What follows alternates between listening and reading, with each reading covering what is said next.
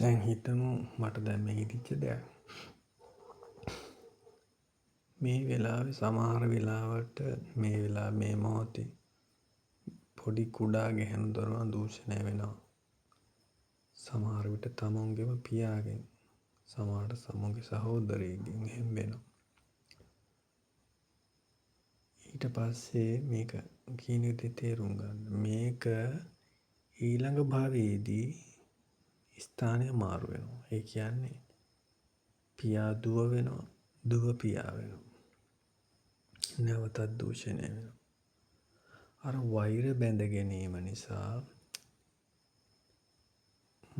ඒ කෙනා මෙයා මරනවා, ඊළඟට මේ කෙනා එයා මරනවා.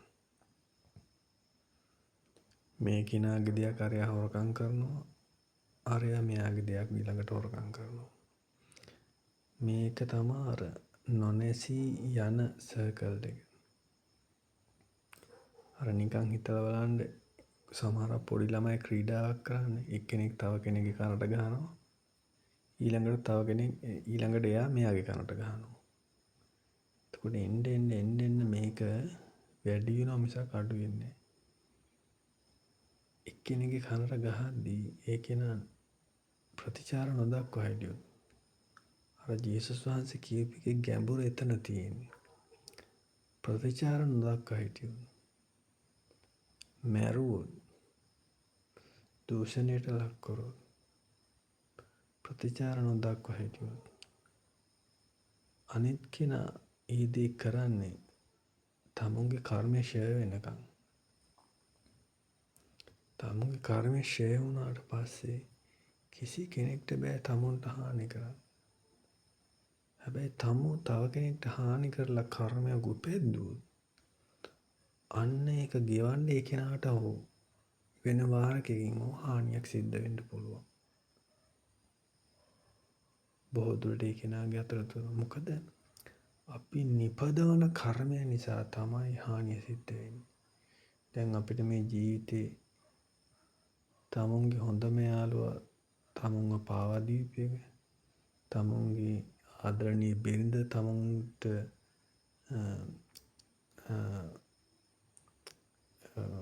හොර වැඩ කරපු එක, නැත්නම් චීට් කරපු එක, තමුන්ගේ දෙමව්පියෝ තමුන්ට ද්‍රෝහී වුණ එක, තමුන්ගේ සහෝදර සහෝදරිය ද්‍රෝහී වුණ එක, මේ හැමදේම මේ කර්මානුරූපී. හැමදේම කර්මයට දාන්න බැහැගොඩ ගොඩාක් ඒවා පුළුවන් කර්මයට දාන්න බැරි ඒවා බොහොම සුළු ප්‍රමාණයක් තියෙන පහුතරයක් පුළුවන් දාන්න. මේ කර්මයට අහු වෙන්නේ නැති අය තමයි සෝවාන් මට්ටමින් එහා ඉන්නේ. අනිත් සියලුම දෙනා මේ කර්ම න්‍යාය ඇතුළෙමයි ඉන්නේ. සෝවාන් වුණාට පස්සේ කර්මයට ඔහුව ගිලිහෙන්න පටන් ගන්නවා. ඔහුට ඇටැක් කරන්න බැරි මට්ටමට එනවා. ඒ කියන්නේ එන්න කර්මයට ඔහුව අල්ලගන්න බැරි වෙන්න පටන් ගන්නවා. ඒකනේ නිවන් දකිපු කෙනාට අහෝසි කර්ම සිද්ධ වෙන්නේ. ඒ කියන්නේ කර්ම අහෝසි. නිවන් නොදකන හැම දිනාටම කර්ම අහෝසි වීමක් නැහැ. හැමදේම ගෙවන්න ඕන. එතකොට කොතන හරි පොඩි ගැහැණු දරුවෙක් දූෂණය වෙනවා නම් අපි ඒක බේරුවොත් ඇත්තටම හොඳ වැඩක්. එතකොට හොඳ කර්මයක් අපිට ජනිත වෙනවා. ඒක හරි. ඒ කෙනාගේ පැත්තෙන් හිතලා බලන්නකෝ. ඒ දූෂණය වෙච්ච ගැහැණු දරුවා ගියාත්මක මෙයාව දූෂණය කරලා තියෙනවා. එයා ඒකේ පලිය ගන්න මෙයා මේ පිරිමියෙක් වෙද්දී එයා පොඩි ගැහැණු දරුවෙක් කියලා එයා මෙයාව දූෂණය කරනවා. එතකොට අපි මෙයාව එක්කෙනෙක් නවත්තුවොත්, එහෙම කරන එක වැරදි කියලා නැවැත්තුවා කියමු. එතකොට අරයාගේ ඇඟ ඇතුලේ ජනිත වෙන කේන්ති හිතලා බලන්නකෝ. එයාව අනිවාර්යෙන් එයා ඊළඟ භවයකදී දූෂණය කරනවමයි එයාව දූෂණය කරලා තිබ්බොත්. හැබැයි ඊට අමතරව මෙයාගේ අවස්ථාව මග නවත්තපු එකට මෙයා ඊළඟ කෙනත් එක්කත් වෛර බැඳ ගන්නවා. එයාගේ අවස්ථාව මගේ හැටියට.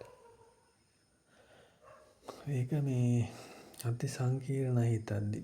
ඒ කියන්නේ අපි මොනවද එහෙනම් කරන්න කියලා හිතෙනවා. ඒ කියන්නේ හිතා ගන්න බෑ. කොහොම හරි අපි කොයිතරම් උත්සාහ කරත් මේ හැමදේම කර්ම න්‍යායට යටත්. තමුන් පෞකාර ජීවිතයක් ගත කරන කෙනෙක් නෙමෙයි ඉන්න පුළුවන් දැන්. හැබැයි ගිය ආත්මෙක පෞකාර ජීවිතයක් ගත කරා නම්, දූෂණ සිද්ධ කරා නම්, එහෙනම් මේ භවයේදී අනාරක්ෂිත පවුලක උපදිනවා.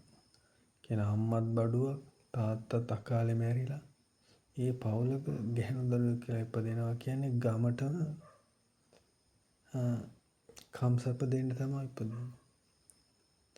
ඒක තමයි ඇත්ත. එතකොට මේ ගෑනු ළමයට මොලෙත් නැත්තම් ලස්සනත් වැඩි නම් ඒක තවත් වැඩි වෙනවා. අපි හිතමු මොලේ තියෙනවා ලස්සන අඩුයි කියලා ඒක චුට්ටක් අඩු වෙනවා. අපි හිතමු මොලේ හොඳටම වැඩි, හොඳට ඉගෙන ගන්න හොඳ දක්ෂ දරුවෙක් කියලා. එහෙම වුණොත් එයා එතනින් කොහොම හරි මග හැරගෙන යනවා. ඒත් අර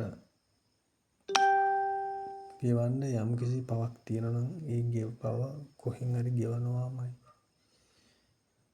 මේක මේ දැන් නිකන් කල්පනාවනේ. ඒත් ඒක ගොඩාක් ගැඹුරු ඇත්තක්.